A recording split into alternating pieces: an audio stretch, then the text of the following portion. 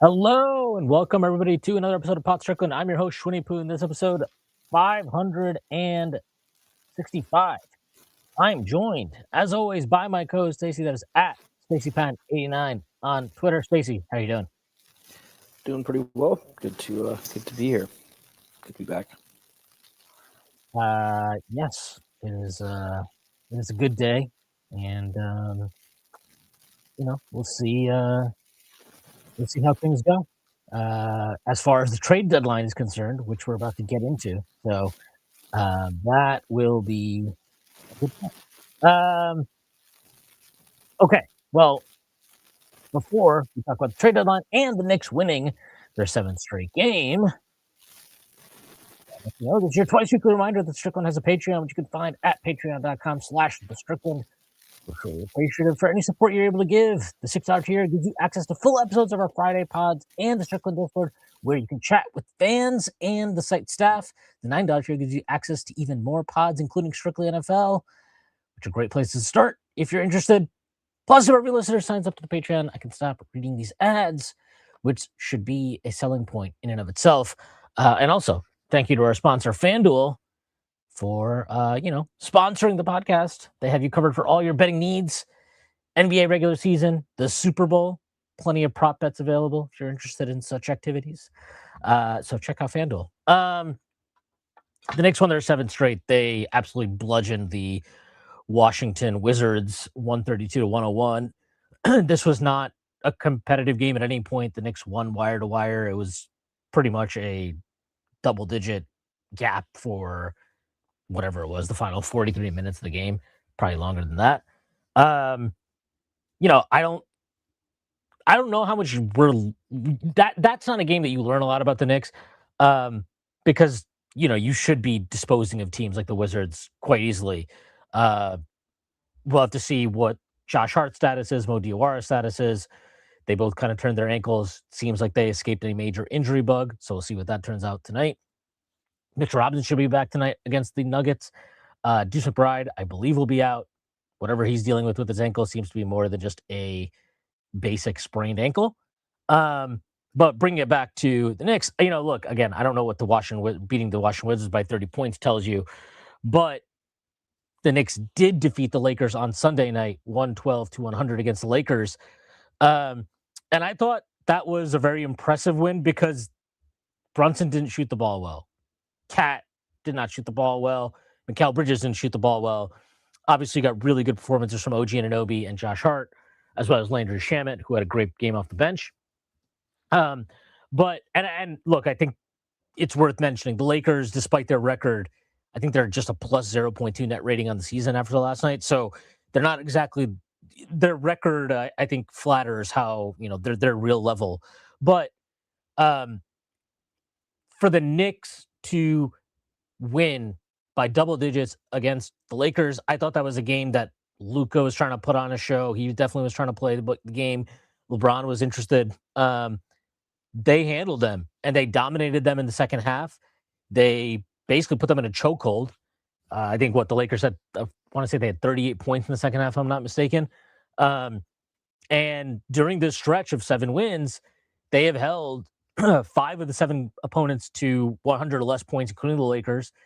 And then last night they held the Wizards to 101. I mean, that, 101, not exactly a monstrous figure, but like they've dialed in defensively. Now, are they getting some luck in their favor? Like, yeah, I think teams are shooting worse than you would expect on average. But prior to that, teams are shooting better than you would expect in a lot of situations. So, you're getting a little bit of fortune kind of turning in your favor. But I also think we've seen improvements with the defense where, it's not like a constant layup line or a constant parade of wide open threes off of, basic driving kicks. It doesn't look like, they look connected, right? You see the second rotation, you see the third rotation, you see the fourth rotation, you see them forcing guys to the middle, which is something that they've talked about publicly, players and coaches, and simplifying some of the defensive reads and things of that nature. They're playing ice coverage a bit more, which is also good. So, I think that they're doing a better job of mixing and matching probably some of the defensive schemes, but they're also getting better effort. I mean, look, I think we can talk about the schemes and all that stuff as much as we want. The thing that was so like kind of disheartening and genuinely mind-boggling during that 2-9 stretch they had was, they started the season off 23-9. I don't think anybody would tell you it was perfect, but they were obviously very good. And, you know, it was a team that you felt like, yeah, they might lose on any given night, but you're going to have to beat them. They are not just going to give away the game, and they're not just going to give up, and they're going to make you have to play for 48 minutes. And during that 2-9 stretch, that just completely dissipated. I mean, there were so many games that they were coming out, and it was immediately like you're down 12 points in the first 6-7 minutes, and half the time there wouldn't even be a fight back, right? And that's what was so crazy about that. And I don't, whatever happened, they can say it wasn't a players only meeting or whatever it was. Something was said. Something was definitely said because from the moment that meeting occurred, which apparently was right after they had lost in embarrassing fashion to the Mavericks at home. Their effort level, their compete level has risen. And I think, again, scheme and player availability and all those things are relevant.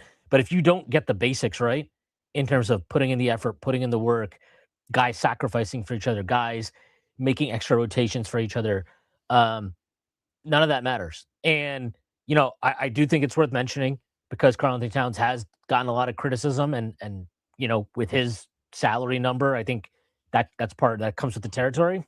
But even though he has not particularly shot the ball well during most of this stretch, I think you can feel the difference as they've gone along over the 7 games of him not forcing the issue as much.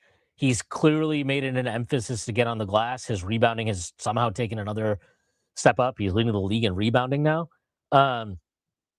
So I just wanted to give him a shout out. Obviously, Mikal Bridges, he stepped up as well. He gave a pretty truthful and very transparent, actually, post game interview after they beat the Raptors last week, where he talked about he needed to be more accountable to himself. He needed to give better effort and things of that nature, be more coachable, as he put it.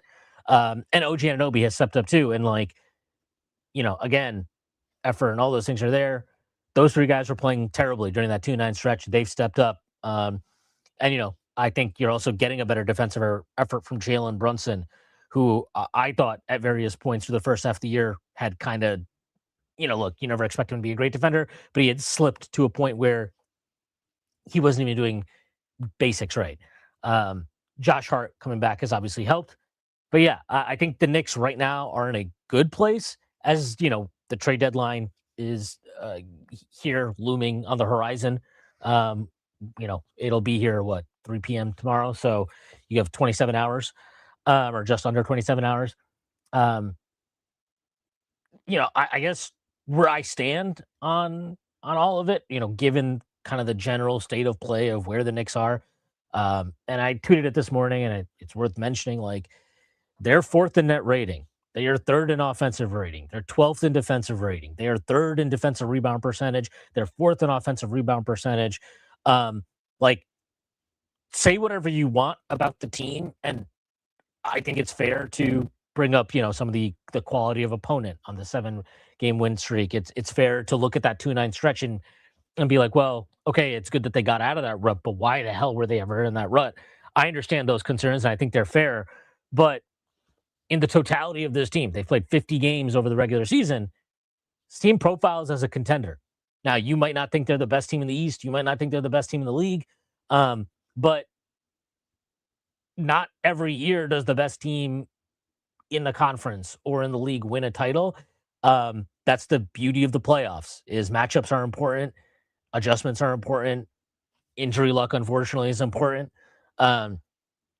Things can flip on a dime, and I think the Knicks are well positioned to be in that conversation, and they deserve to be in that conversation.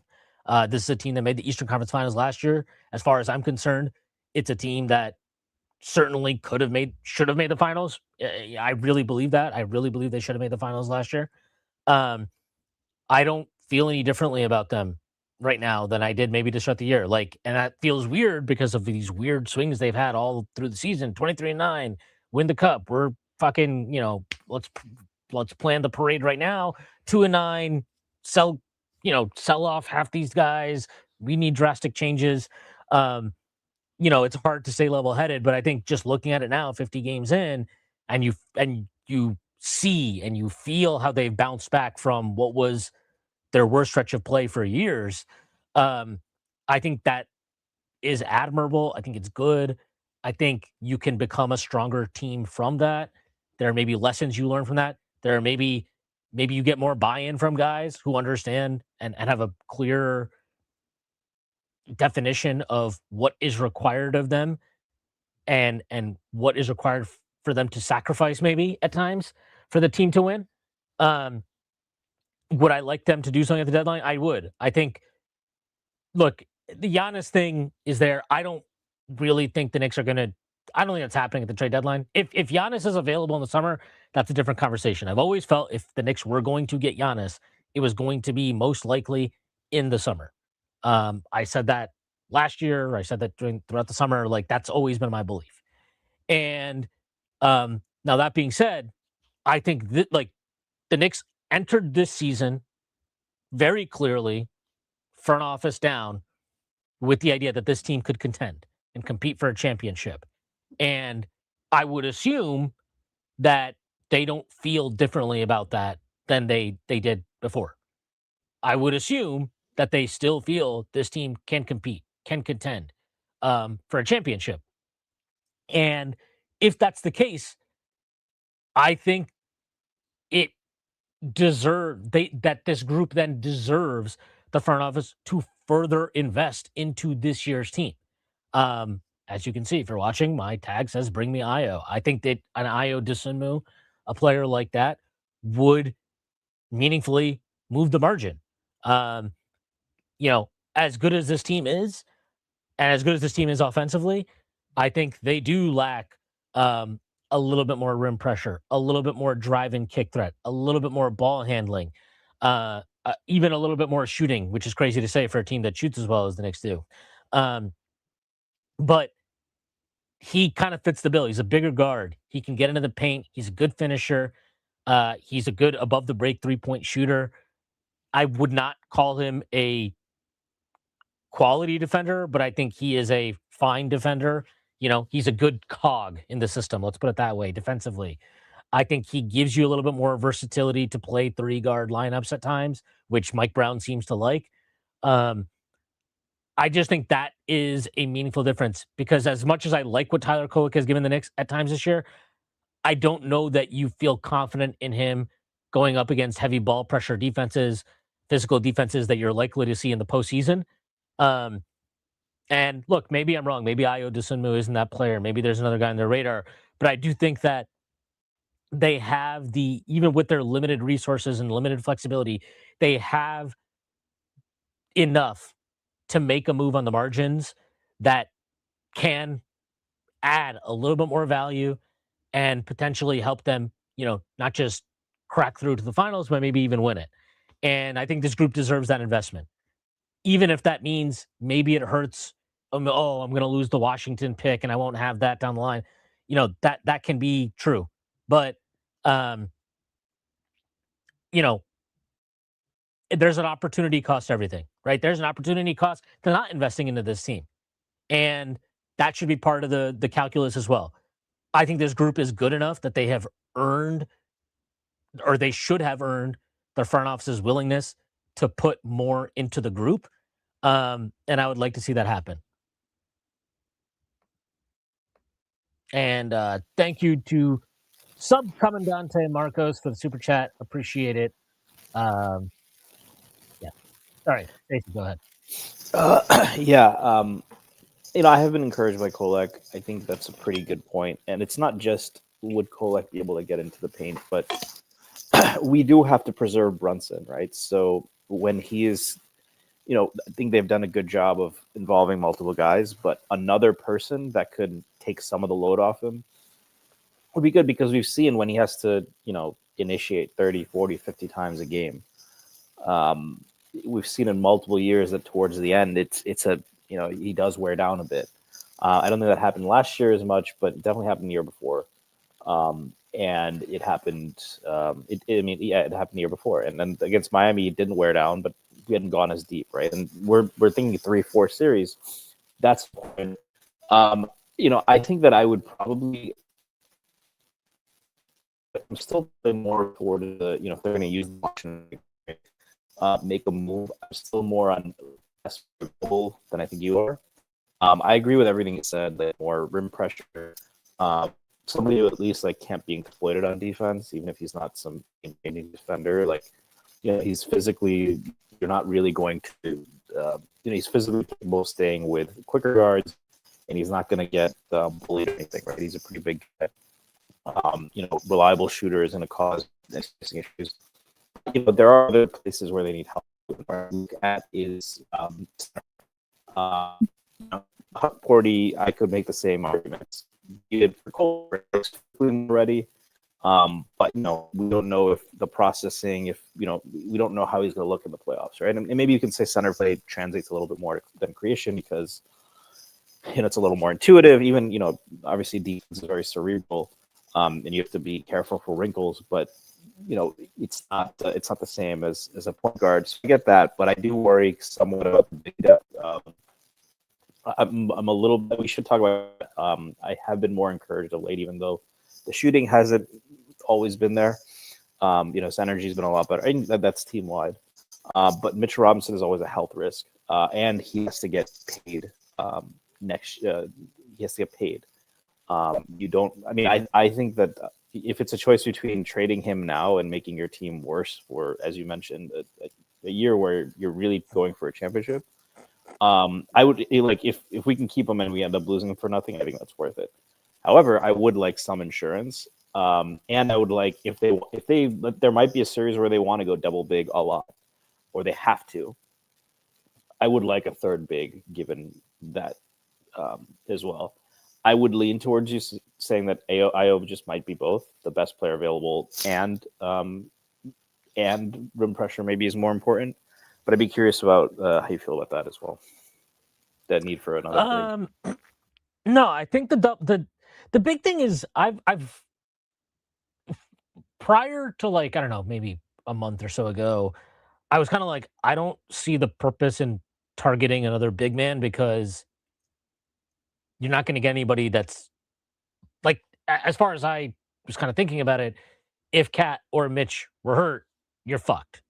You know what I mean? It's like, okay, I can bring in a third big, but if I'm going to that third big, I'm probably fucked.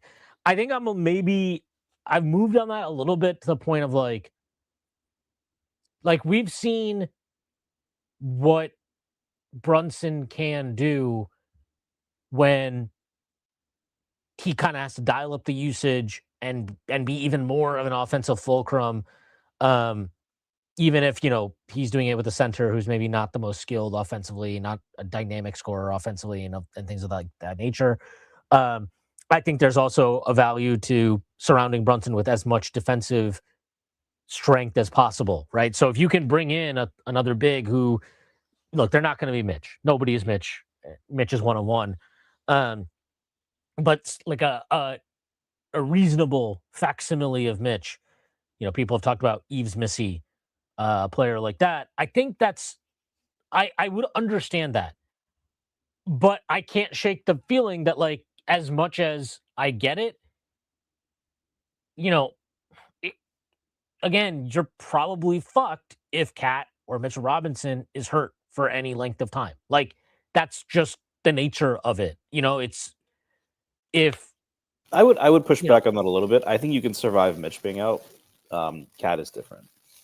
So maybe I mean in the playoffs I don't know that. I really don't because I think Mitchell Robinson. Mitch's minutes limited still, right? I mean you can't if he's playing 30 minutes, maybe his minutes have swung series. He literally swung series last year, and his minutes have ticked up lately. So yeah, I agree that he's a huge upside. I think he's a huge upside. I'm saying without him, they're fucked. That's where I would probably push back. It's like no, they still have 2 all-stars. They still have a bunch of defensive wings. They have no rim protector, but I mean, it's not like their defense is the game changer right now, anyways. So that's where I'd say like I think you could still win without Mitch. Whereas I would agree with your assessment on Cat. But sorry, go ahead. I mean, you could win without Mitch. You're not winning 4 rounds. Like if he's hurt for 3, I'm sorry. Like I don't think you're like if he got hurt in the second round and he's out for the rest of the playoffs. I don't really buy that there's a scenario where bringing in Yves Missy or something like that is then going to be able to keep us at a championship level. I don't. Now, what I would also say is this. I don't know that you need another center because we have seen Mike Brown be willing to use OG at the 5, which I think is probably a better option than whatever fucking center you're going to find on the trade market. Because, I mean, just looking at the trade market and what, again, this is specifically under the parameters of the Knicks being limited with, you know, if you're not going to trade your big guy, your main guys, your top 7 guys, right? Which I don't need to say who they are. We know who they are. Then you're very limited in the players you can send out, the salary you can send out, and making that all work to fit under the second apron. I don't see a guy at that price point in the center market that's a better option to me than OG at the 5. And if I go get an Ayo Dosunmu, if I go get a, let's say Sadiq Bey or something like that, that player now, maybe that guy can play in a lineup with OG at the 5, and that is inherently more valuable to me. That's where I come down on it. Now, I also continued to feel a little bit more bullish on Hukporti than maybe the organization does right now. Would I bank on him, right, to be a difference maker in the playoffs or, you know, high against any quality opponent right now? No, I wouldn't. But that's kind of the point. Like that's what I wouldn't feel that comfortable about Yves Missy doing that either or something like that. And I know Yves Missy had a fucking phenomenal game the other night last week against the Spurs, who have only mediocre centers. But there's a reason that he's available, and there's a reason that maybe the Pelicans aren't totally sold. Now, obviously, the Pelicans are not the smartest organization. Maybe you're buying low from them. I don't know.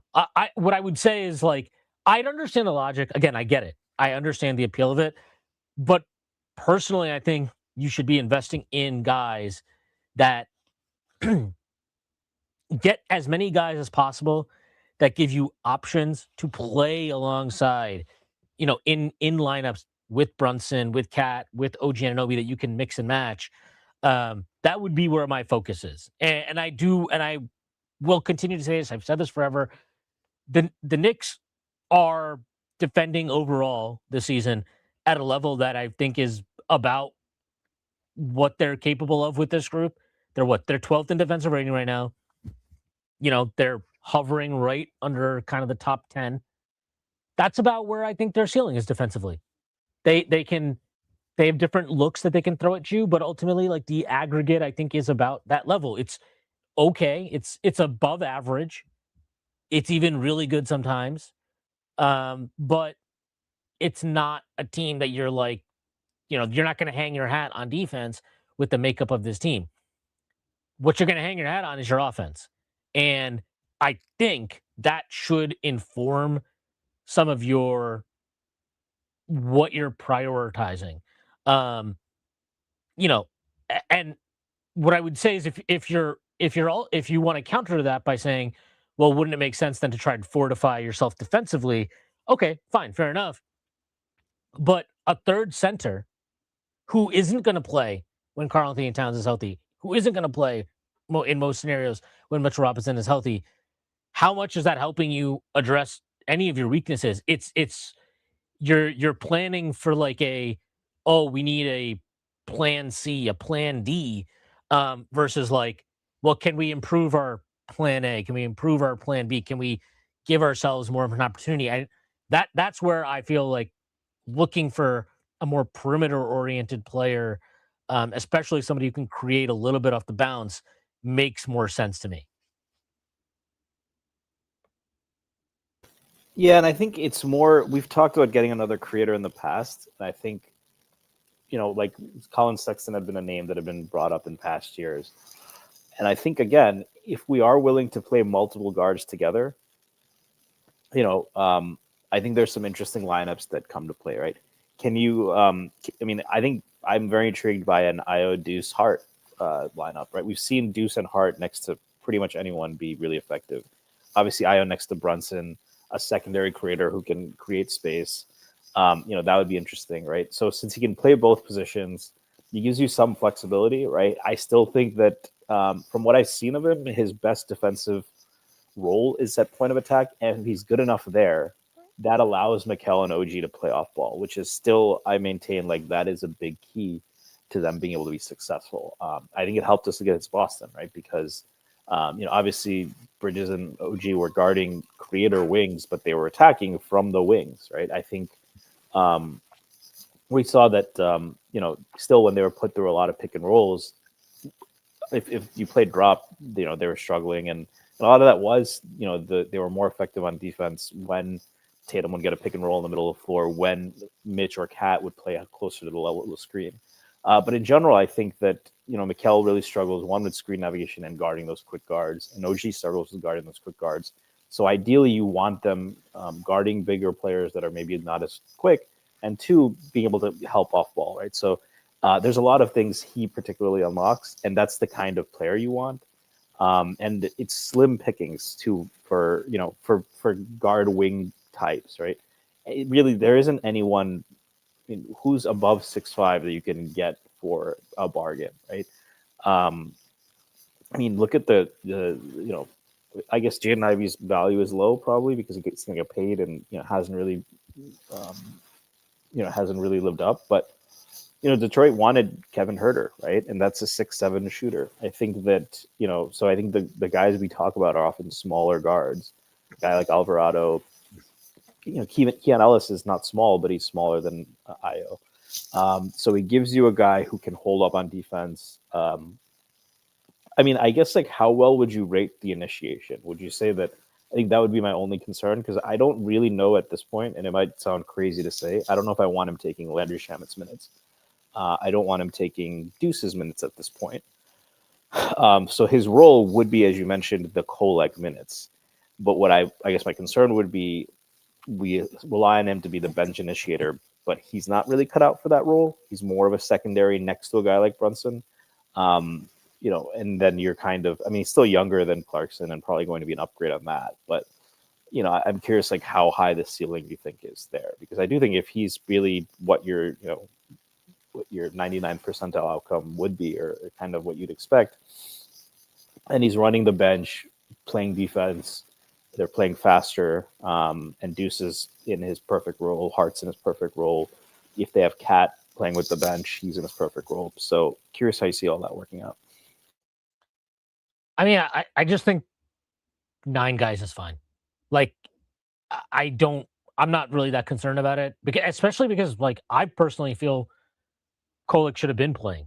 And I'm happy that Clarkson is out of the rotation. It seems like when we're playing anybody remotely serious, unless we have severe injury concerns, because I think Clarkson has been terrible. I thought he was bad last night in a game the Knicks won by fucking 31 points.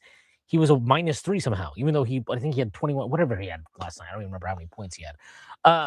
But he's just not a good player, and so, but that's also where you want that, you want that depth there. And I guess the way I think of it is, I would rather knock Kolek down a spot, have Io slot in, and then if Disunu gets hurt, if Deuce gets hurt, if Shamit gets hurt, you can bump him back up or whatever the case is. I just prefer that depth, and I don't think it's a big concern. I think Io is a useful player. He has a skill set, or he has a number of skills that the Knicks need. I think the above the break shooting is specifically maybe even more underrated than the fact that he's just a good drive, a good drive and kick type player, that he can get into the paint. I mean, those things are important too. Don't get me wrong, but the Knicks have struggled with above the break shooting, and having a guy that hits hits it at a 40% clip, that's a big deal. That's like a real thing. So, you know, I would like to add him. And yeah, I would, but I wouldn't worry about how the minutes work, how they fit together. Especially like I don't really feel that bad about like, hey, if your bench is ultimately Deuce, Mitch, Shamit, Dosunmu, you know, if those guys are on the floor together, okay, put OG at the 4, put Cat at the 4, put Mikal at the 4, play Hart at the 4. Like I think that all of that stuff works, and that to me, that's the sweet spot. That's the sweet spot. Like, and the Knicks had this right. If you go back and think about the team in 2022-23 after they get Josh Hart, that was the sweet spot. I mean, that bench was fantastic, right? You had Quickly, you had Josh Hart, you had Hartenstein, you still had Obi there, and you had Deuce as like the most overqualified fucking 10th guy in the league or something at that point. So, like your bench was really strong, and you had that sweet spot of okay, Quickly gives us another guy that can create off the bounce, but we can mix and match a lot of these guys in that starting group, and that starting group can mix and match a lot of guys into this bench lineup, and I think that's ultimately where you want to be, and that's what I like about IO very specifically is you're not tied into any one thing. This team's strength, in my opinion, is and should be their ability to be versatile and plug, mix and match and play different combinations together around their main guys. And I mean, look, the net rating numbers will tell you like maybe that is maybe their starting lineup shouldn't be their starting lineup. It shouldn't be. Whatever. The case is you want more options. I think IO gives you more options, and I like that. Yeah, this is good. Thank you again for the super chat from Subcommandante Mark_Marcos. Fred Cat's tweet about potentially trading Yabu to a team that wants to duck the apron has me thinking. Basically, the idea is Yabu might have an offer from a team overseas, so he would get traded, then accept a buyout for a number lower than his salary, but he would be made whole because he will then be able to go overseas and make the money back. That would lower the cap hit for the acquiring team. It would be lowered to whatever the buyout is. So, yeah, I think that's interesting to think about. And does that open up possibilities? Would it maybe open up a possibility for Chicago? We know how much, Jerry Reinsdorf loves saving himself some money. It would also mean that he would be opting out of his option for next year, which would be slightly surprising to me. But if that's the case, then that changes the calculus entirely because now he's an expiring contract rather than somebody that you're paying to get off of for next year as part of the overall equation. So, yeah, it's definitely interesting. I mean, and it would be beneficial for the Knicks if Yabu is willing to, or Yabu it does have a contract lined up overseas and is not going to opt into his player option for next year. I did want to get to some comments here. Here we go. The Pacers, this from Jordan Bob. The Pacers and Bulls have discussed on Ayo Dosunmu for Benedict Mathurin swap per Jake Fisher. Yeah, I saw that report. That was in the Stein newsletter that dropped this morning. I don't know how substantial that was. It didn't seem like that was necessarily that they were necessarily locked in on that deal. I also don't know, the Bulls, are they going to want to pay Mathurin because Mathurin's going to want to get paid? It feels like they don't want to pay Dosunmu, or maybe they don't want to pay Dosunmu. Who knows? Who knows what the Bulls are doing? I never know what the Bulls are doing. The Bulls don't know what they're doing 95% of the time. Sorry, I'm trying to get to this. I want to get to this. This is interesting because it ties into the Knicks.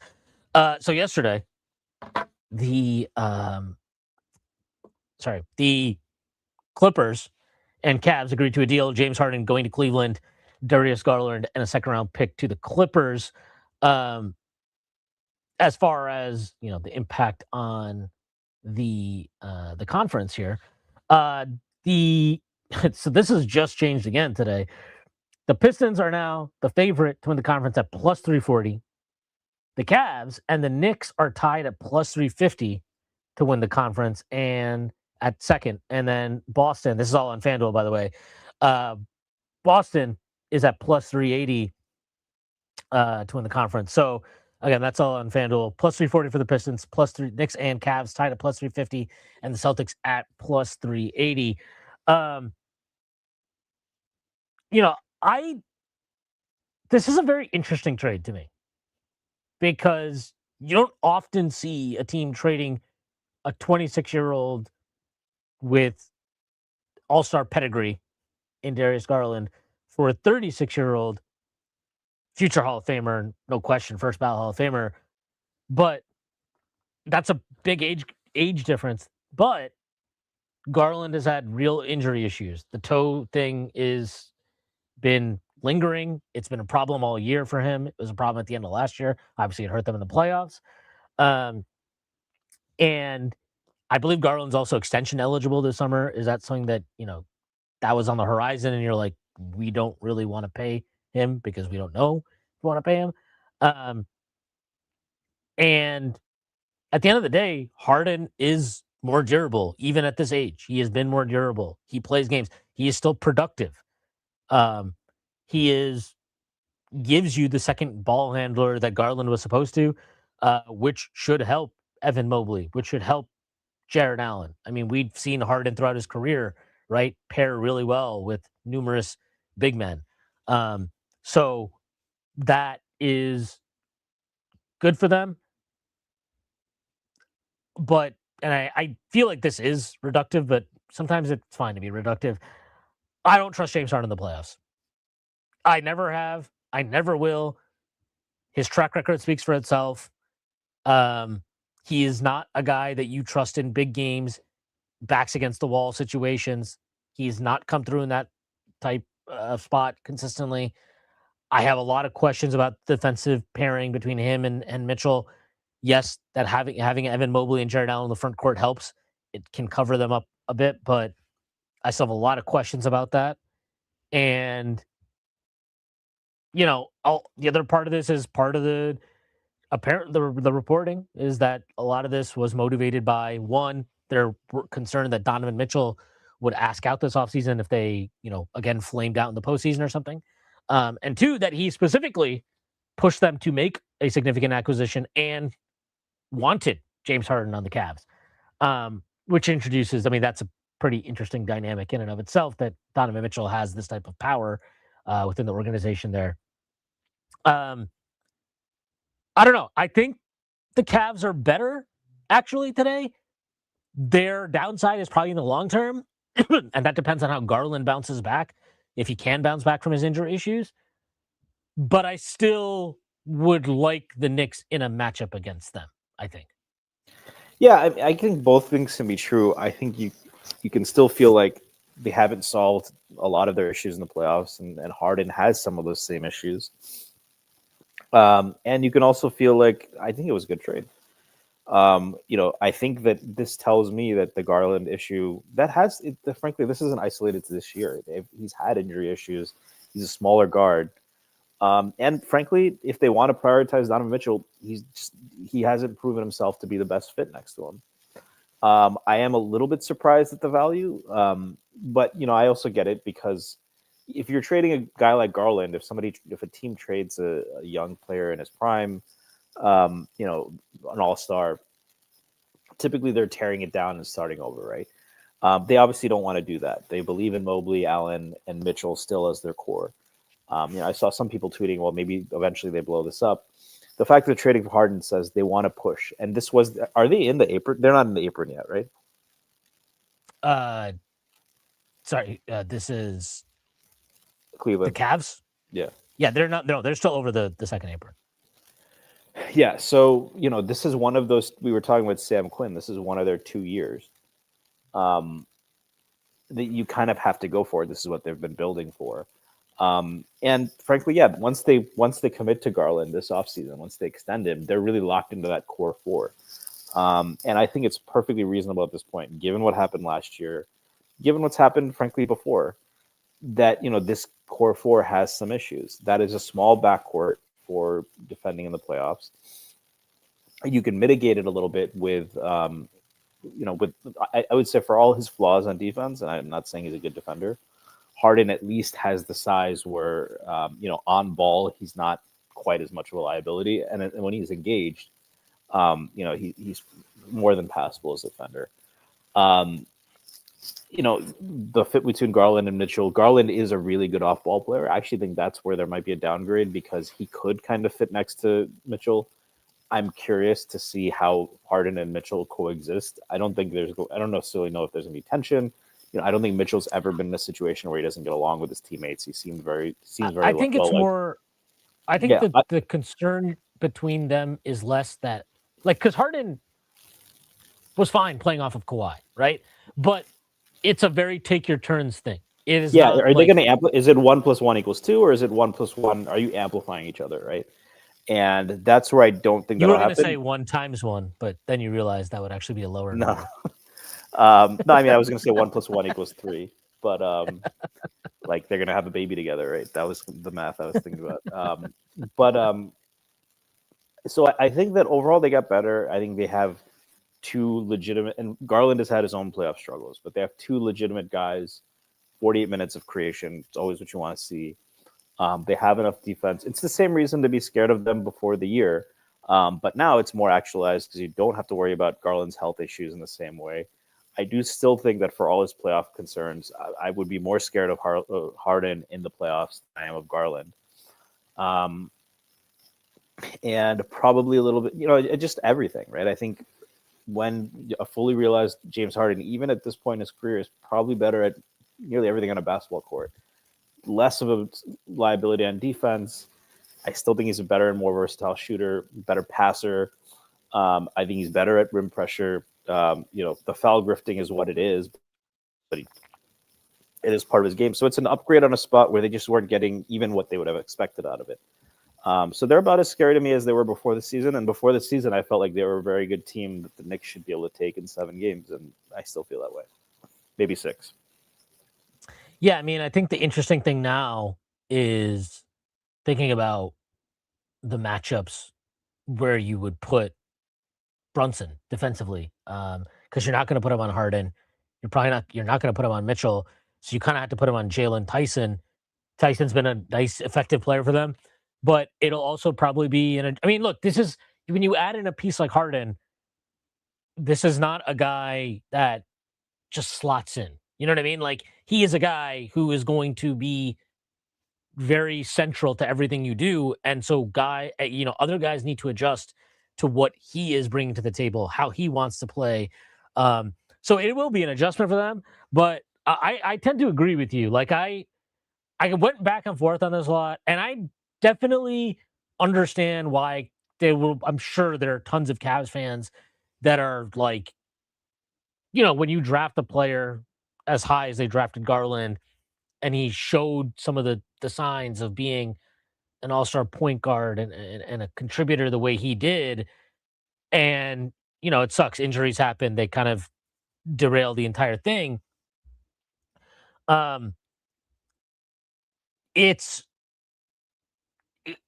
can understand feeling conflicted about that, but if you're looking at this group for the next year, 2 years, like if you're just talking like this season, next season, yeah, I think I'd probably feel better about Harden. Like, I think that he's, again, the concerns about him in the playoffs are real. I have the same ones.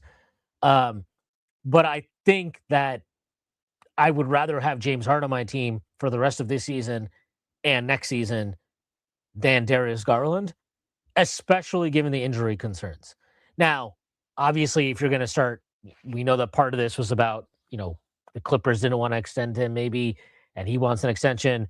If that's part of, the cost of doing business, that obviously can change how we all feel about it. But there's no denying that, James Harden, I guess you could deny it, but I don't think it is deniable that James Harden is a better player today than Darius Garland, even at 36 years old. And it's crazy to say that he might also be a safer health risk at 36-year-old than Darius Garland. So, yeah, I don't know. I think it's an interesting trade, though. It's definitely not one I would have ever expected prior to the season. So I wouldn't have expected it fucking 48 hours ago, let alone prior to the start of the season. So, um, yeah, it's an interesting dynamic in the East. I still kind of wonder if Cleveland has more going on, though. I would not surprise me if they are trying or are successful in ducking the second apron entirely. I think that might be a goal of theirs prior to the trade deadline, but we will see. They have, Max Strus. I still don't think he's played yet this year. Um, they've got contracts. They might be trying to move. Schroeder's another guy I can see them trying to move off of, even though he's just gotten into town. So it'll be interesting to see what they do. I suspect they're not done though. That would be my guess. Yeah. Yeah. I mean, I think there's definitely pathways for them to do that. Yeah. I mean, I honestly, like, I'm not saying it's a masterclass or some big move, but I think they're how far back are they of the Knicks anyway? It's like 3 games or something, 2.5 games. 3 games. They're 3 games and lost column back. Yeah, 3 games and lost column back. Probably not at risk of being in the play-in at this point. They're a 5 seed. I would imagine the Raptors and maybe even the Celtics are going to plateau a little bit. I mean, I buy the Celtics. I even buy the Raptors, but I think the Cavs can get themselves to a 3 seed. But in any case, they'll be in pretty decent position, I think, going to the playoffs. And like the Knicks, it's not about, for both teams, it's not really at this point about even home court advantage or getting that number one seed, right? It's really about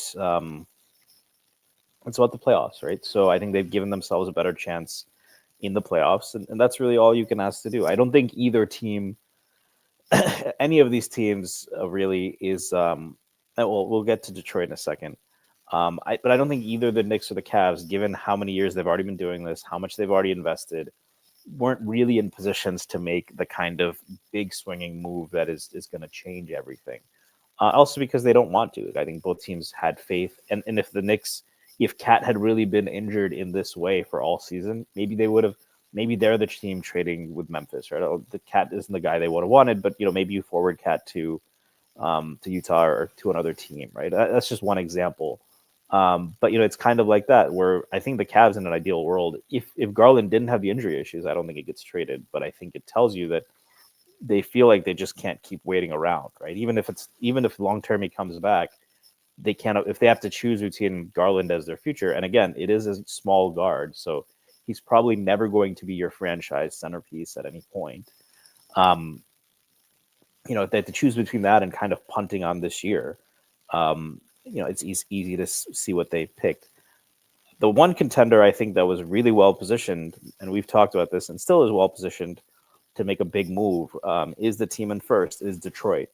And they traded, what was it, Ivy and, let me pull up the full trade. So there was a 3-team trade between Minnesota, Detroit, and Chicago, right? So this is what I think, maybe we should talk about this before. So Chicago traded Kevin Huerter and Saric. Saric, I think, is a little bit washed, but Kevin Huerter. And Detroit got a swap from Minnesota, which it should be able to move them up a few picks. That was interesting. Minnesota gets off Conley's salary and gets cash. And Chicago received Jaden Ivey. I think this is like the kind of move. Again, it's tough not to draw parallels between the Knicks and the Knicks at the beginning of the Rose era and the Pistons right now. They're just making, this is not a home run, but it's a good single. Kevin Huerter's, they need shooting. They need wing shooters, especially. Kevin Huerter gives you that without being a complete liability on defense. I do not know how much Saric gives you at this point in his career. And then getting that first round protected swap, that's probably worth a few picks because Minnesota wants to shed salary. Smart move. It feels like a very Brock Aller trade. So I'm not shaking my boots because of Huerter, but I think it's exactly the kind of thing they should be doing, and I'm wondering if they're setting it up to still take a big swing. Yeah, I think it's a really good trade for the Pistons. I mean, it's basically like what is the risk for them here? Like Ivy, whatever you think of Ivy, and maybe he's going to go on to achieve the potential people had, were projecting for him when he was drafted. It wasn't going to happen for him in Detroit. And look, he got injured. They had a terrible coaching situation their first 2 years. This front office has obviously cleaned that up immediately. Um, but like he got hurt last year, right as he was kind of showing some signs. The team got good, and he came back this year. He got hurt early on, which set him back even further. He came back during the season. Um, and now, what are they? They're 37 and 38 and 12 or whatever. Like, they're too good to wait around for Jaden Ivey. If Jaden Ivey isn't ready to contribute to the team now, then they have to move on. Like, it doesn't make sense for them to hold on to him and, then maybe have to pay him. What you're going to pay Jaden Ivey in restricted free agency is more like, oh, we're paying you for your potential versus what you've already proven. And for a team in their situation that is already showing signs of being a contender, that makes absolutely no sense. Like, you can't do that. So to bring in a guy like Herter, who, look, he shot the ball like shit now for a year and a half, maybe that turns around, right? Maybe that's better playing off of Cade in Detroit. We saw them have pretty good success with guys like Tim Hardaway Jr. and Malik Beasley last year. So maybe, and I think Duncan Robinson's had a nice year for them too. Even Tobias so maybe Harris Herter played considerably better, right? So they and so maybe Herter, So maybe Herter can help them with that. What I would say is they feel a little bit like OKC 2024 to me. And I don't mean that like they're necessarily the same caliber of team or anything like that. But in 2024, OKC got the one seed in the Western Conference, and they were fucking awesome, praising them. And their big move at the trade deadline was what? Trading for Gordon Hayward's expiring contract. And they lost in the second round. And then that summer, they traded for Alex Caruso. They signed Isaiah Hartenstein. They win the championship last year. I feel like I get why Detroit is operating with caution and not trying to get too far ahead of themselves. That's prudent. That's probably smart. They also have to factor in the fact that Jalen Duren's in for a major payday this summer. They're going to have to pay him. So I get that. But it would not surprise me if they lose in round 2 or something like that. And you look back at the trade deadline as maybe we should have been a little bit more aggressive. They have time on their side. Their team is relatively young, and they have all their assets, right? They have all of their future draft picks and everything like that. So they're not devoid of avenues to improve the team moving forward. But I do feel like I understand the lack of maybe aggression from them. I do wonder if at the end of the season, looking back at it, if they don't feel like, I wonder if like they'll look at it as, you know what, we should have been more aggressive, and that will now inform our decision making moving forward going into this offseason. You should have made here's a on that, right? I'm not sure what's out. I don't think at this point, I don't think they would want to be in the Giannis business, especially if they do. I don't love the fit with Duren. They probably could do it. To me, it seems though, especially given the price, they probably could have beaten Utah for JJJ. He seems like he would be a good fit next to Duren if you had him play the 4, and he could probably play next to Stewart. Both of those guys shore up his weakness, namely rebounding, and he can space the floor for them.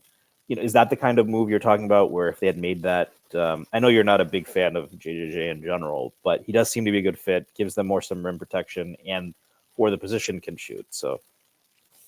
Well, what I will say is anytime you can avoid trading for Jaren Jackson Jr., you should probably do it. No, I would have liked He's a Michigan guy, right? So Michigan State guy. I don't know. I get it. I would see it as reasonable saying I hate his contract. His contract, I think, is terrible. I would not want that on my books. I think Memphis did well to get off of it and get value for it. I know that there are people that really like this trade for the Jazz. I will talk about that a little more. I have a lot of questions about it. But is that the worst rebounding front court in the league? Lowry and JJJ. It might be.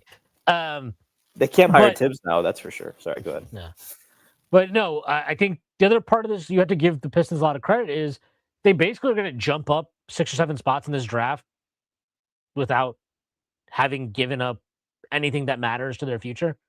Like They just got that pick swap for free, right? They're like, okay, we'll take the pick swap. Great. We'll jump up 6-7 spots with Minnesota if that's the case. The Minnesota piece, this is interesting. I know that there's a lot of Giannis rumors swirling. Personally, I don't think he's getting traded. Again, I just don't not ever, but I don't think he's getting traded at this deadline. We'll see. Again, there's 26 hours here to go. Maybe they did that because they have a Giannis deal lined up that they're waiting to execute or something. I think that's a little bit far-fetched. I think it positions them for two things, right? There's two options here. If they can trade for Giannis, they can take in more salary than they send out now, and they didn't give up anything in this trade that is materially going to impact their ability to land Giannis. They did not give up a player or a piece or anything that hurts their endeavor to potentially acquire Giannis. What it also does is they are now, I think they have to cut 2.4 million, if I'm not mistaken, something along that line, to avoid the luxury tax altogether. So they are positioned now to either cut a little bit more salary and get out of the luxury tax, or if they can land Giannis, again, it did not impact their ability to do so. That's what this trade is to me. It's an accounting trade, and it's a smart trade. It's a smart trade because it gives you more options in the potential attempt to get Giannis. So I think people were jumping the gun a little bit too much, where it's like, oh, they made this trade. They must have something lined up. It's happening. I don't know that that's true. I don't know. I don't think it's true. I mean, now, could they get him? Sure, maybe they could. But if I'm the Bucks, I don't really see how what Minnesota has to offer is particularly appealing to me, unless, some of the pieces that Minnesota can trade out, Jaden McDaniels, for example, can help me recoup my own draft capital. Now, is that scenario on the table? I don't know. I don't really buy that Portland is going to want to give up those picks for another wing. They have plenty of wings. Wing is not an issue for them. So yeah, I kind of got all sides of that trade. I thought that was actually a pretty interesting and good trade. Chicago still has work to do, though. Obviously, if you bring in Jaden Ivey, you must be planning on bringing him back next year because he's a restricted free agent, because you got nothing else out of this trade, really. So I'm assuming he's part of their plans long term. They obviously have form for doing this, right? They kind of did this with Josh Giddey, too, right? Oh, let's get this guy before his restricted free agency. Now we control kind of his market. We have the upper hand here, and we're buying low on, look, let's not forget, Jaden Ivey was viewed as a really enticing prospect when he came out in that draft. Injuries have hurt him. He hasn't had the cleanest kind of development path, but he's still pretty young. That can still change. And, now we'll see what they do with Ayo Dosunmu, what they do with Kobe White. Yeah, I mean, Ivy, it makes sense. If someone's moving, I think it would make more sense to keep Kobe White. I think, especially, he gives you a lot of the shooting. He's interesting fit with Giddey. I think Ayo is a little more ball dominant, even though he's not, obviously a spacing issue. So I would expect them to be moving on from Ayo. They have a lot of guards, and I also think that since you're not winning, right, you have a bunch of guards, and you let them duke it out and see which two maybe you want to pick. And Ivy, he's another lottery ticket there, right? And the Knicks have been there, kind of that was the Fizdale years, right? And it didn't pan out necessarily, but that's what they were trying, right? Like second draft, Moutier, Hazonia, guys who, maybe one of them pops, and that's probably what they should have been doing for a while, saving money and doing that. So I don't. I mean, Jaden Ivey could be that guy. Injuries have disrupted him. He's for what it's worth, on a small sample, he's shooting 37% from three. I think the defense still needs a lot of work. So, but it's exactly it's the right move for them, right? They're not getting much out of Herter right now, or Saric. So you take a flyer. That's kind of a no-brainer. And look, I agree with you completely on Ivy. It's not also just it's not just that he hasn't progressed enough as a player, but they need shooters. That's their weakness. They can't worry about they have to. Jaden, maybe it comes back to haunt them. Maybe Jaden Ivey turns into a star or something.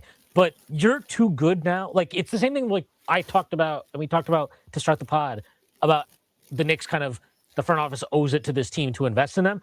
You're fucking 38-12. Like, guess what? Like, you have to prioritize your current state of affairs to an extent over maybe the long term in some of these cases. Obviously, it's, Jaden Ivey, would he have even been a factor for your team long term or whatever?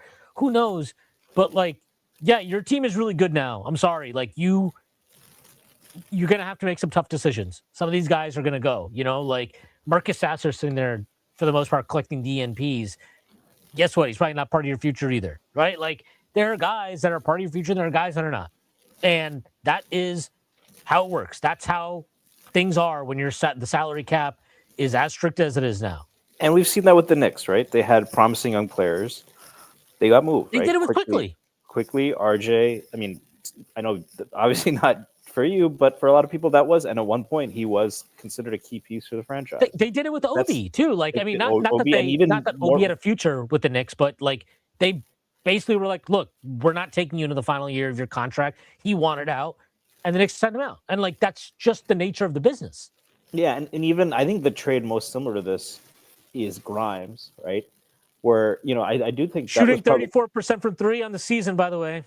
Yeah, but that was a player that, DiVincenzo was better for the team. Grimes had been promising, and you had a choice. Do we want to?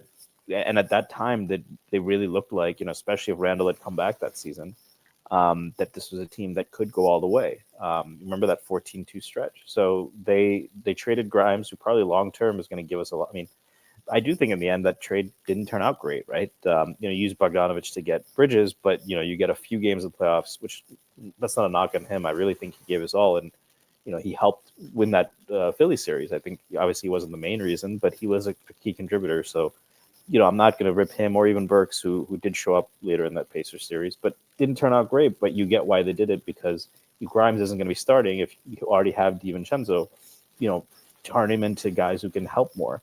And that's what the Pistons did with Ivy. So, you can't, and I'm sure they wanted more. This is a little bit light return, but, guys under 6'5" who are not rock solid shooters or defenders, that is a tough archetype, right? Even guys like Keon Ellis. He's not had a particularly good year.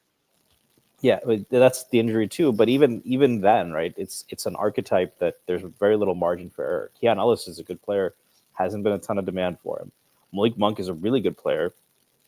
You haven't seen a ton of demand for him. That might be the market overcorrecting, but Ivy is not as proven as either of those guys, and especially as a contributor to winning basketball. So you can say the same about Keon Ellis, but he's a much better defender. He's shown skills that are transferable. For Ivy, he's a blur. He's crazy athletic and fast.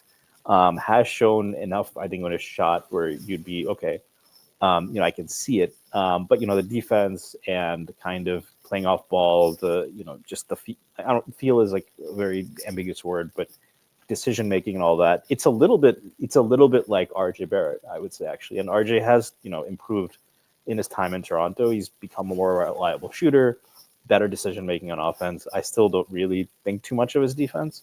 But, he's become a solid player. I definitely think that's in the cards for Ivy, and I think he has a higher ceiling just because of how crazy his burst still is, even after the injury. But that's kind of the fresh start he needs, and especially if you're not ready to contribute to winning basketball the way that's required, go to a place where, you can work on those things. So I think probably turned out best for everyone involved. So, yeah, I think it is a fine trade for all the parties involved. So, it was an interesting trade, and I kind of like it. I like it at least for Detroit and Chicago. The Minnesota piece. Did you see they released like a when you like do like one of these trades, right? You gotta have the PR release of what you got, like what you gave up and what you got back, and they did a PR release for getting cash considerations. Which was just funny as fuck to see. Better than getting Cash Patel. So Well, unfortunately, we're just getting a little too much of Cash Patel nowadays. Okay, moving on. There was another trade. There was the Jaren Jackson Jr. trade, which you touched on earlier. Let me pull up the full details because there is a lot going on in that trade. But Jaren Jackson Jr. going to the Utah Jazz. That trade is, here we go. So it's Jaren Jackson Jr., John Conchar, Jock Landale, and Vince Williams Jr. to the Utah Jazz for Walter Clayton Jr., Taylor Hendricks, George Niang, and 3 future first-round picks. Those 3 picks are the Lakers pick that's top 4 protected in 2027, the best of Utah, Cleveland, or Minnesota's pick in 2027, and the unprotected Suns pick in 2031. I think there's a few things that this trade tells us. One of the things it tells us is that Danny Ainge thinks the 2027 draft sucks, which he's not alone on. Apparently, that is a consensus belief that the 2027 draft is a very weak draft class. The other part of this is the reporting on this after the fact is that Utah wants to pair Jaren Jackson Jr. with Lauri Markkanen and Walker Kessler in their front court. Walker Kessler's out for the rest of the year, but he will be back, assuming they re-sign him in the offseason. So this means Lauri is going to play the 3. They still have Ace Bailey there, who projects more as like a combo forward type than a guard. And then you have Keontae George at point, who has definitely progressed this year. But I still have a lot of questions about Keontae George. Like, the offense for sure has signs. The defense is, the less said about it, the better. I also don't like this JJJ contract. I mean, the contract itself is kind of wild if you look at it. Jaren Jackson Jr., his contract for next year. So he's just going to start his extension next year. That extension kicks in $49 million, $50.5 million, $52 million in 28-29, and then a $53.5 million play option in 2029, 2030. These are big numbers, man. This is a really big number for him. And then you combine that with Lauri Markkanen's contract. Lauri Markkanen next year, 46.1, then 49.8 in 2027-28, and then 53.5 in 28-29. So you're talking about $100 million basically per year guaranteed to Jaren Jackson Jr. and Lauri Markkanen, who are, again, going to presumably play your 3 and 4. And then you're going to pay Walker Kessler this summer, again, apparently. I don't know what that contract will be. None of us do with any certainty. I think even with the injury sustained this year, it would not surprise me if he got a very nice contract. That's a lot of money invested in your front court. And again, I know Keontae George is taking a leap. I know Isaiah Collier apparently he had fucking 22 assists last night. But are you convinced that any of these guys on their team, you're like, I think I like this guy's shot at being an all-NBA player next year? Like, Jaren Jackson Jr. is probably the closest to that. And he's not a lock. He's never been a lock. He's not that type of a player. I don't know. Like, I can respect Utah deciding that they're done with tanking. And I don't actually have a problem with the picks they gave up to get Jackson, like, especially given that they have so many to begin with. But I definitely question how good all of this is assembled together. For Memphis, this feels very straightforward, right? This was, not only do you get the value of the picks you're getting yourself, you take a flyer on Walter Clayton Jr. I kind of liked him in college for what little I saw of him, which is basically just the NCAA tournament. And yeah, I mean, based on the NCAA tournament, Walter Clayton Jr. is the greatest player of all time. But yeah, I saw that's an interesting flyer. I think Taylor Hendricks is an interesting flyer. I'm probably a little bit higher on Hendricks as far as like what he can be long term. A little bit like Jaden Ivey. He had a devastating injury last year. And it's not surprising to me that he's still kind of working his way back. Hasn't looked amazing or anything this year.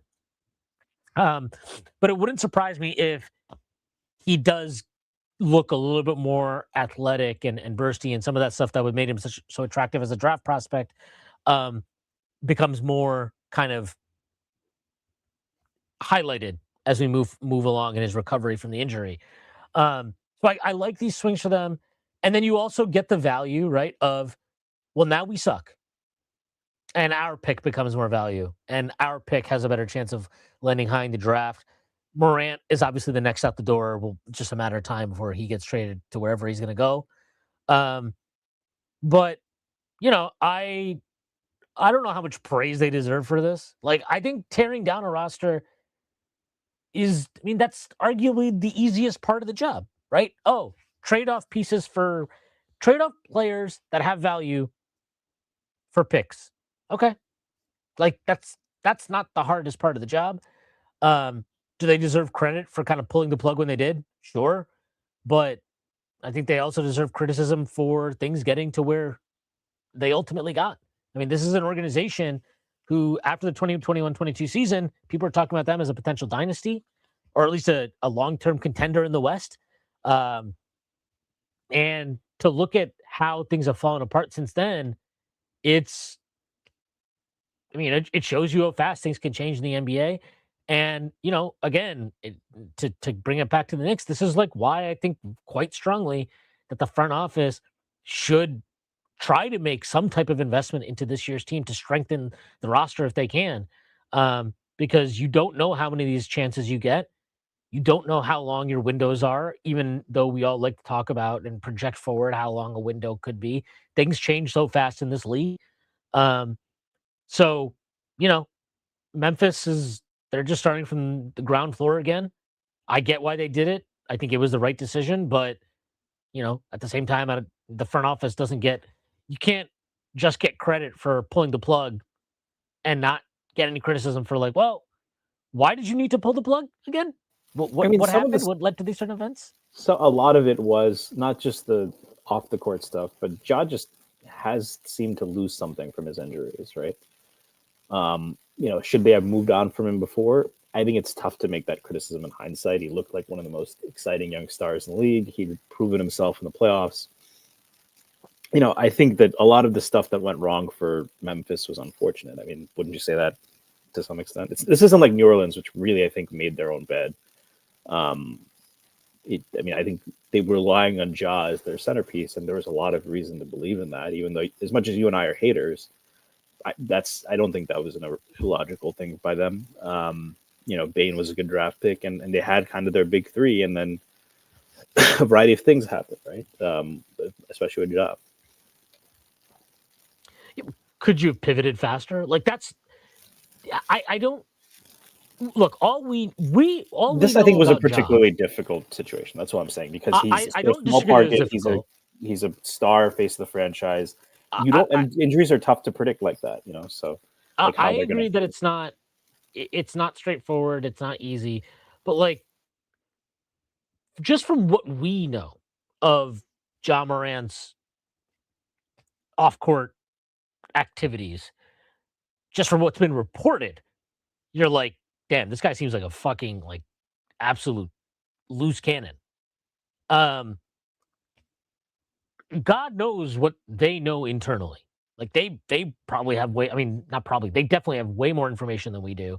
And these are red flags that were up there for a while. And at first it was like, oh, Ja, he's a young guy, whatever. But it's like you read some of the shit and it's like, man, what is this guy doing? And I also think that they deserve criticism for, like, they basically tried to scapegoat Dillon Brooks on the way out, right? It's like, oh, Dillon Brooks was the problem. Dillon Brooks is the reason this locker room is out of control. Dillon Brooks is the reason for this. Dillon Brooks is the reason for that. And all I know is that since then, Dillon Brooks has gone on to help two teams get back to credibility with the Rockets and then with the Suns now this year. And, I'm not going to sit here and tell you Dylan Brooks is my favorite player in the league because he definitely isn't. But when when a team goes out of its way to scapegoat a guy like they did him, I think that is pretty concerning. I think they definitely deserve criticism for that. They deserve criticism. Like, they never sold high on anyone during their perceived window, right? Like, it was like, oh, well, we'll just keep our depth forever. Oh, let's keep Brandon Clark. Let's keep this guy. And yeah, okay, injuries, you can't control them. But that's also why you try to, at times, you need to cash in on guys maybe sooner than you would like. And ultimately, like, I just don't think they made any correct major decisions. Like, okay, the job thing is hard. I get that. The Marcus Smart trade is an abomination. They gave up 2 firsts to get Marcus Smart, and then they gave up a first to move off of Marcus Smart. Like, and they got nothing from him while he was there. He was terrible for them, and they were terrible while he was there. You drafted Zach Edey. He's, again, injuries you can't control, but like, and with him, it's crazy because he was super durable in college, but he's been hurt a lot in the pros. And even when he's played, like, I like him. I think there are things he does that are very interesting and intriguing, and that's fine. But like, he's not a cornerstone foundational piece or something. I like Cedric Coward, but he's very far away from being any type of needle moving franchise level piece. So you're starting this rebuild with a lot of picks, right? A lot of picks. Presumably, you will position yourself to have some salary cap flexibility. You'll start, taking on bad contracts for more picks and whatnot. But like, you are in search of that franchise player ultimately, and if you go back and just look at the entire kind of tenure of this John Morant, Jaren Jackson Jr. Bane era, you could argue that sometimes, like, the risks you don't take are the ones that hurt you the most. Like, yeah, it would have been hard to trade John Morant, sure, but like, what could you've gotten for John Morant in 2023 when a lot of this stuff was first starting to like get out about his, off court fucking, I don't even want to call them transgressions because they're not really violations, but like just his off court kind of bullshit. Shenanigans? You mean shenanigans? Shenanigans, yes, there we go. And isn't that from Super Troopers? Where it's like the next time somebody says guys?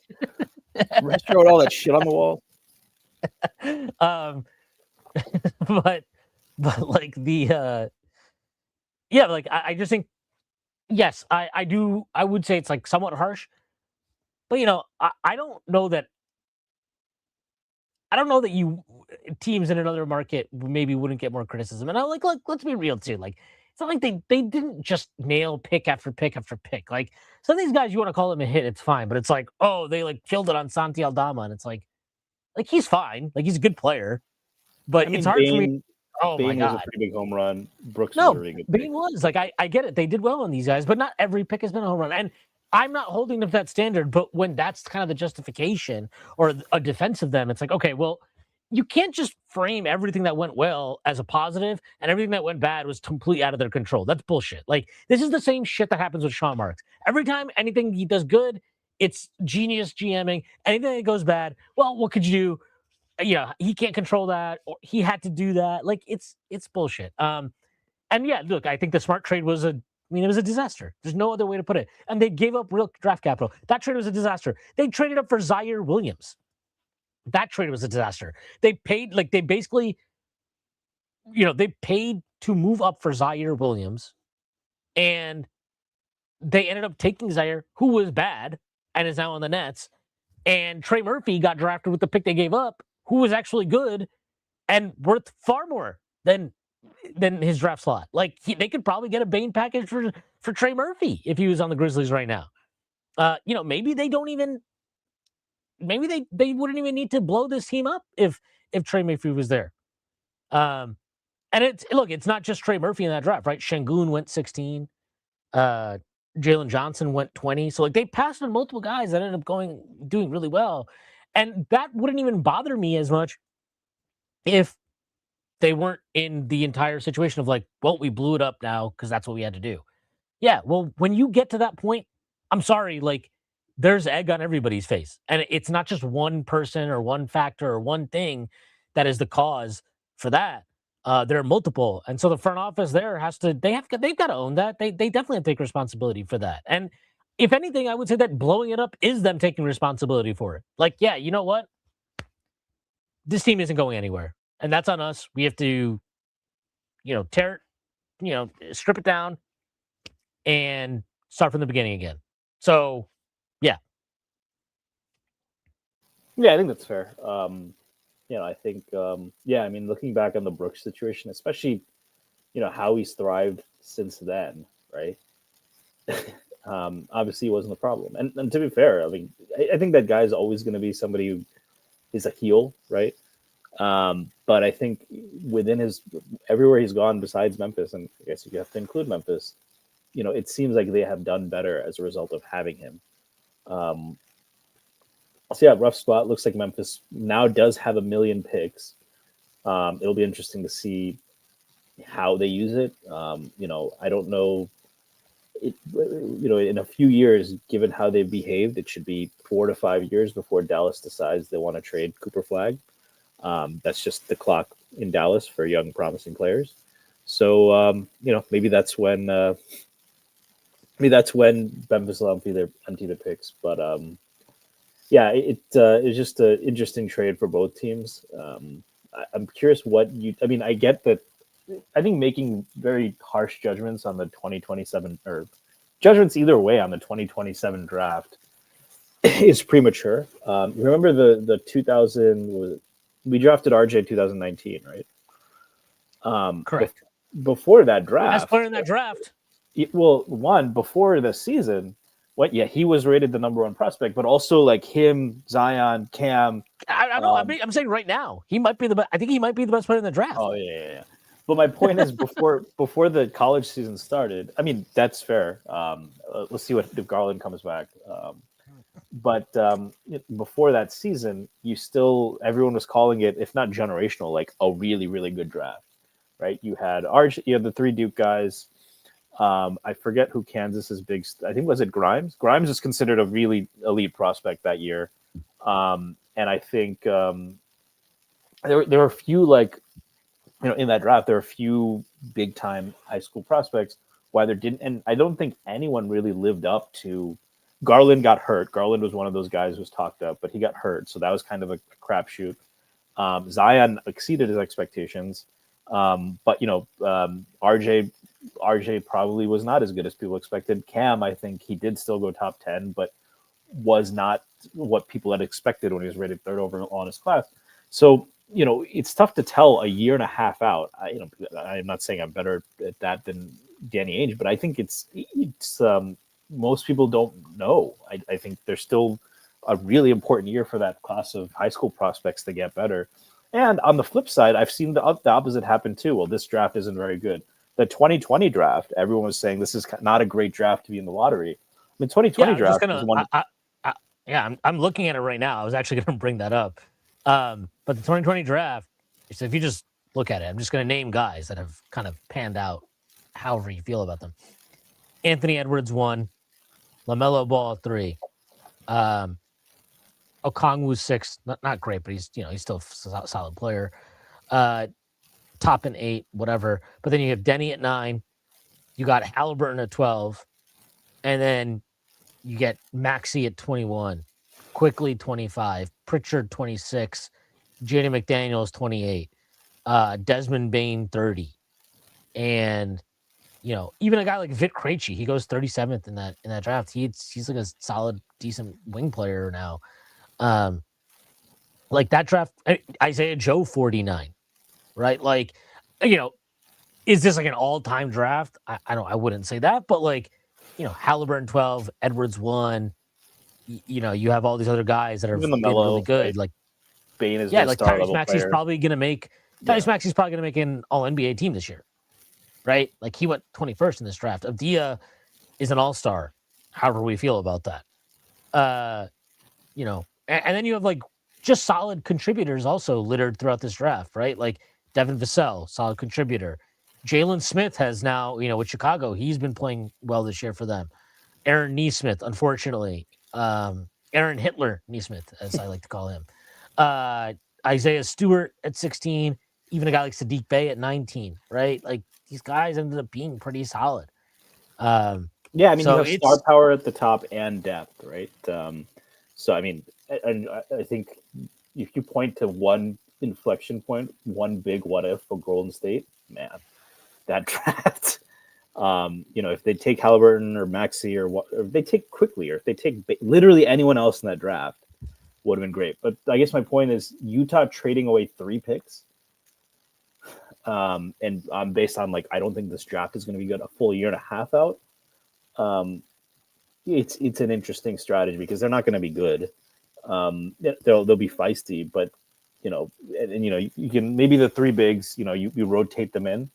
And maybe the move eventually is to pick one out of Lowry and JJJ and turn the other one into someone better and play them next to Kessler. Not someone better, or, pivot to another wing, and see what pops with Keontae. So they're choosing to be fun. I think part of it also is that if you're going to try to tank and end up with the 11th pick, you might as well try to be good and end up with the 10th pick, right? So, or vice versa, right? So, you kind of get it, but it's not really, I don't think it's their long-term play, but it could work out, right? I mean, we've seen teams rehabilitate the value of players that, were kind of, you thought that you knew who they were, and in this kind of environment where they can experiment a little bit more, there's more freedom, they blow up, right? I think this is what Brooklyn started to do before that, before the whole Katie and Kyrie thing happened, but they get paid actually. They get a pick to take on D'Angelo Russell, and then they change him into what was viewed as a valuable player, which actually they ended up using to get KD, right? They turned Brook Lopez, right, from a guy who was looked at as an Al Jefferson type, right, just a post-up player who doesn't play much defense, into what's really become an archetype for one of the most valuable role player centers in the league. So could that happen with JJJ? I think they have their, it's just another bet they're making. But, if they work on his rebound, if they really get that creation to the next level, because the creation, people are like, oh, he's made a leap. And then in the playoffs, it was like, nah, he hasn't. In Utah, the same way kind of Randall rehabilitated that image in New York.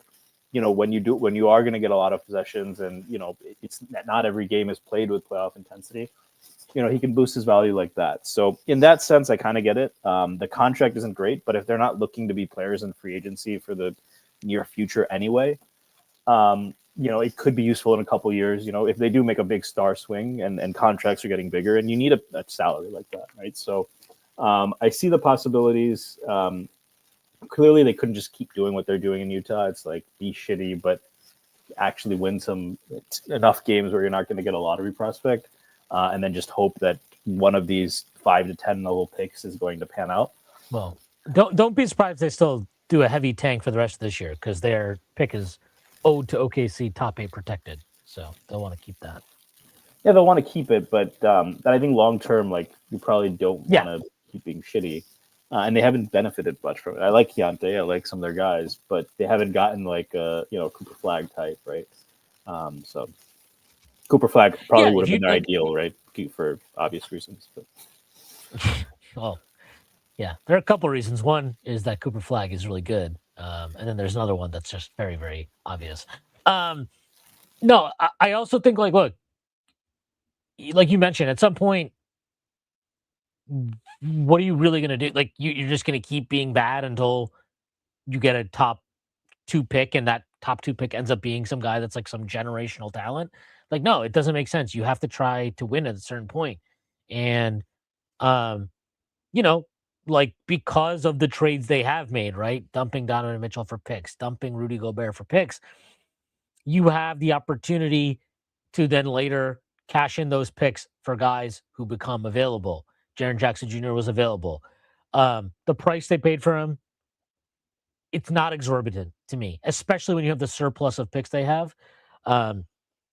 That's a very okay price. And yeah, that's okay. So I'm fine with the price I made. I just don't really like the fit. I don't fully understand the vision of what they're going for. But yeah, anyways, let's close out here with some Knicks stuff, and I want to bring this up. Here we go. I'll start with yours. This is from Jordan Bub. What do you think of the Knicks Denver tonight? Both teams are on second night of back-to-back. Knicks won, and Nuggets lost the first half of their back-to-back. Who do you think will win and why? And then he follows up. How do you think the Knicks will do for the rest of the week? Denver on ESPN. Denver at MSG, then at Detroit on Friday, and at Boston on Super Bowl Sunday matinee game, 12:30 of that one. I don't know. I think tonight. I think the Knicks will win tonight. They're 6.5-point favorites on FanDuel, by the way. I think they'll win tonight. I'm not worried about Josh Hart being available. I'm pretty confident he's going to play. So they'll have 7 of their 8 top rotation guys available to them. Denver's out not Christian Brown, sorry. They're out Aaron Gordon. They're out Cameron Johnson. I know that they've been still really good, even during the stretch where they didn't have Jokic, but I like this Knicks matchup. I think it's good for the Knicks. So I will bet the Knicks to win this. The Detroit game is probably the one that I feel is most significant for the Knicks heading into the back, kind of the home stretch of the season. They got absolutely punked by the Pistons a few weeks ago. They absolutely punked. Probably their most embarrassing loss of the season. Like, I know that they had a pretty embarrassing loss to Dallas itself, but like in terms of this was a hyped up national TV matchup. It's the number 1 seed in your conference. It felt like this is supposed to be a playoff intensity type game. And instead, the Knicks didn't put up any fight. And they fell apart, and Detroit dismantled them. We know that whether they'll admit it or not, the Knicks are obviously like a team that they are viewing as like, this is an opponent we have to get past. Understandably so, right? And yes, they're the 1 seed and the Knicks are not, but like, we understand how these things are viewed.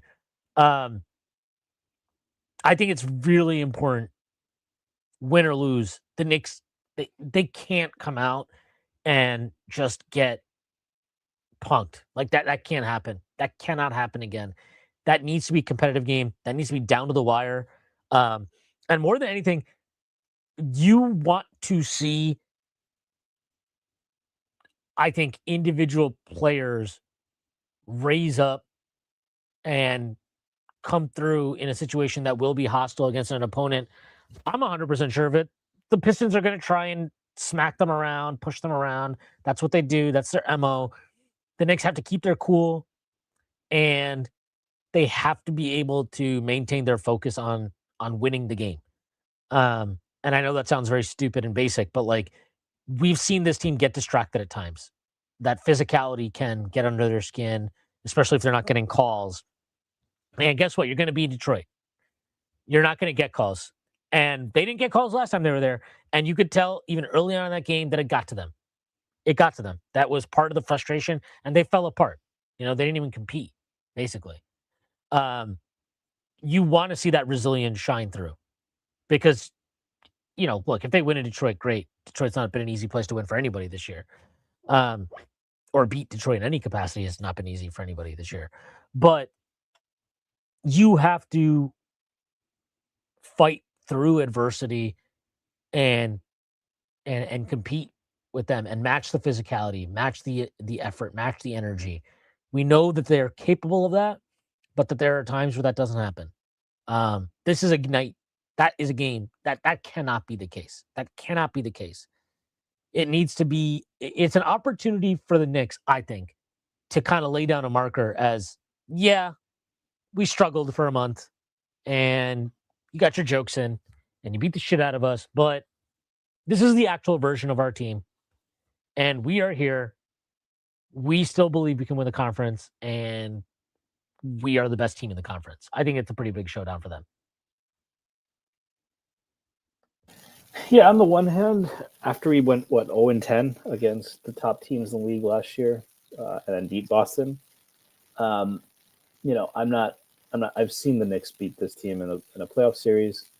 Um, the Knicks kind of have their swagger back. I think the fact that yeah, that was alarming because they were just completely non-competitive. In a way, it was less alarming than I felt last year because I knew that last year it looked like there were just things that were never going to change against those teams. Like they just cannot guard Boston being 5 out. They just Cleveland's offense is just too in sync, too well run.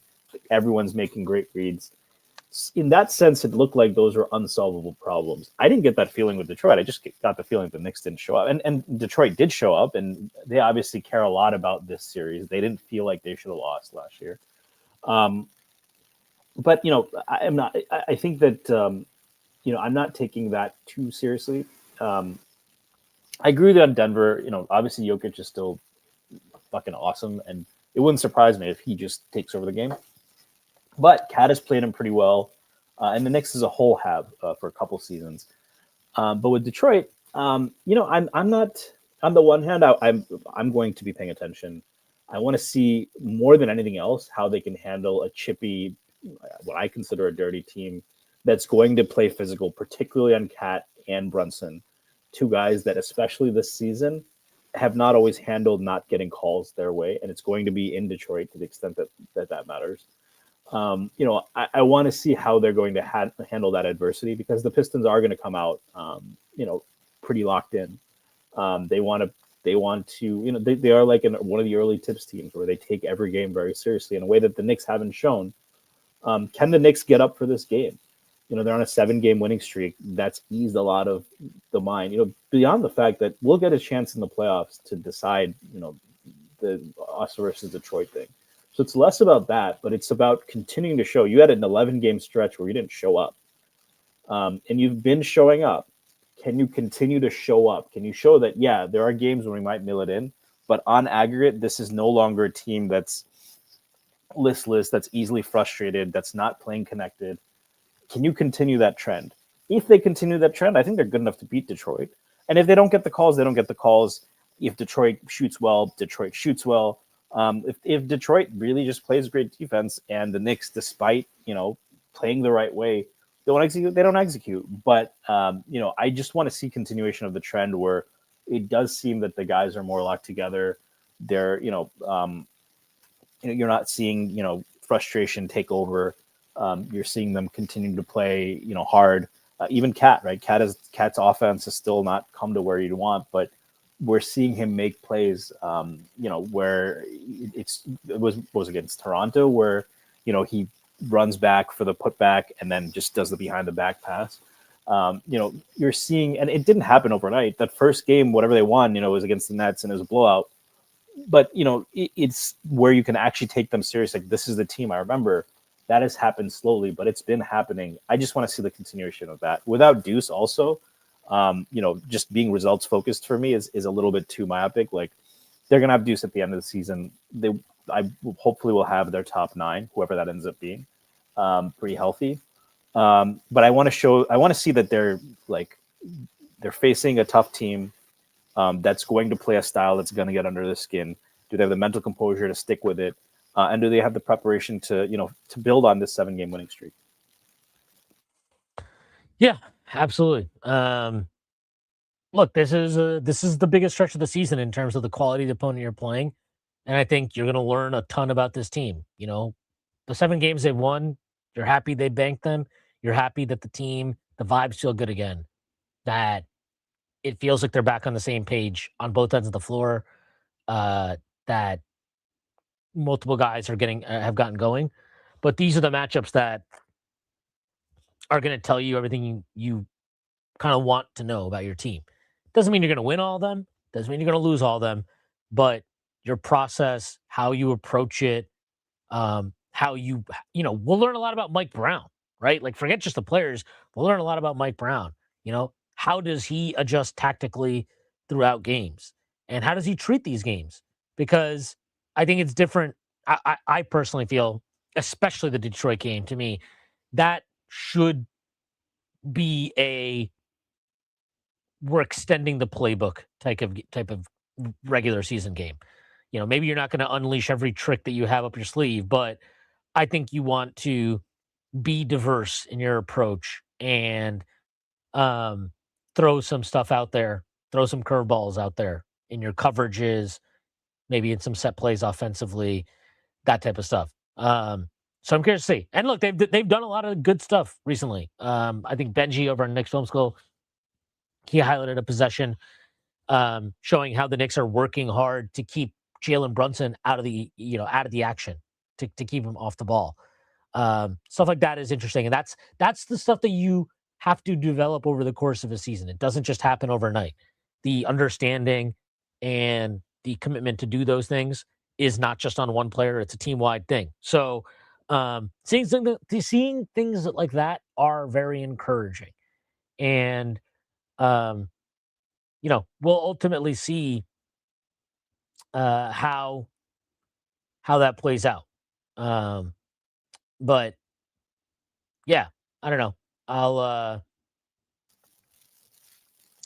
We'll have to we'll see. I mean, I'm very excited for this. Excited for today. Excited for Friday, especially Sunday. I'm a little bit annoyed that we got a Super Bowl Sunday game. It's like just that should have just been a day off for everybody. But whatever, it's fine. Maybe it's a theme. Maybe it's a good thing that we'll be the first team to beat Boston that day. So that's what we're all hoping for. That it's a day of just all around sadness for the city of Boston. But then I think about, it's 2026 and nothing good ever happens. So it'll be hard. We'll see. All right. I think that's a good place to end this. We are doing a live stream tomorrow starting at... Sorry, go ahead. I was going to finish the live stream talk. I did want to end on based on the previous note, I wanted to get your prediction. But if you want to mention the live stream first. Yeah. We're doing a trade deadline live stream tomorrow starting at 2 p.m. That'll be me and Luca. So be tapped in for that. Hopefully, maybe the Knicks will do something that we can talk about. But we will see. Other than that, I have nothing to plug. Stacey, do you have anything to plug? And you have something to ask me, it seems like, before we get out of here. Yeah, I got nothing to plug. The I-90 Super Bowl. I'm curious your prediction. I can tell who you're rooting for, even if I couldn't before. Obviously, you cleared that up now. Who you got? What kind of game are you expecting? The Patriots seem to be riding a wave of everything completely breaking in their favor. They are. I think if you ran a simulation, this is like 1,000 times. This is like the 1 out of 1,000 times they get to the Super Bowl. Their offense has been fucking horrible in the postseason. They have a lower EPA per play offensively right now than the Jets did in the regular season. Seattle's defense has been awesome. I know that the Rams gave them trouble, but the Rams offense is much more dynamic with much better receiving players. Okay, Anthony Davis just got traded to the Wizards, apparently, allegedly. That's what Lucas says here. Yes, okay. Dallas Mavericks are trading 10-time NBA All-Star Anthony Davis, Jaden Hardy, D'Angelo Russell, and Dante Exum to the Washington Wizards for Chris Middleton, AJ Johnson, Malachi Branham, Marvin Bagley III, 2 first-round picks, and 3 second-rounders. Very random. But good for the Mavericks, I guess. Getting off of AD contract, getting 2 firsts. They get a bunch of expiring contracts, and they take a flyer on AJ Johnson. Cool. Good for them. Is that a price that you think Detroit should have tried to beat? No. I think AD would have been a terrible fit there. Because of Duran, or because he gives it's not like he's a non-shooter, and he gives you a little more. But he's a center. Davis, AD is a center, and if you already have a good center, you can't play AD with him because AD will just cramp the space, and it's fine. They don't need to do the AD thing, unfortunately. Are the Wizards kind of getting a little frisky? I'm not a huge Trae Young guy, but if him and AD are healthy, that's kind of interesting compared to the Wizards. It's interesting, and they're not it's not they gave up basically nothing to get Trae Young. Yeah. They're giving up a little more than nothing here to get Anthony Davis. I don't know what the first round picks they traded out are. I'm assuming they're not their own first or a particularly good first. We'll see. But I don't hate it. I mean, They could put some swings. They have some defenders because Bilal is, I think, a little bit overrated, but the tools and when he's locked in are there. Sarr is already a really good defender, and then you get AD. Well, Sarr and AD is definitely interesting. That is definitely very interesting. As a combination, I don't know if I doubt. I have a feeling they're going to tell AD to hang out on the bench with Trae Young for the rest of the year. But yeah, I think it's pretty interesting. I respect it. I am a little confused by it, but I don't hate it. I don't hate it. Yeah, seems like a win. It's an interesting strategy though, because these are two kind of distressed assets that Wizards have gotten while they still have their young core. Can't hate it. I mean, it's certainly compared to like the last 15 years of Wizards history, pretty good. Yeah. But yeah, to answer your question, I think the Seahawks are gonna I think the Seahawks should be winning this game, and they should be winning this game comfortably. As long as Sam Darnold doesn't have a meltdown, which credit to him, definitely didn't have one in the NFC Championship game. I mean, he's fucking awesome in that game. They should be winning that game, and they should be winning it comfortably. But it's a one-off game. Weird things happen. Pressure makes people do weird things. And it's the New England Patriots who are the embodiment of evil in 2026, along with their owner, who likes getting hand jobs in strip malls. Okay. All right. That's our show for today. Thank you to everybody that joined us. Thank you for the comments. Thank you for the super chats. Appreciate those as always. Again, live stream tomorrow. Wait, sorry. And it's a 3-team trade. So it was with Toronto too. That's what I'm seeing on Yahoo. Sorry. Interesting.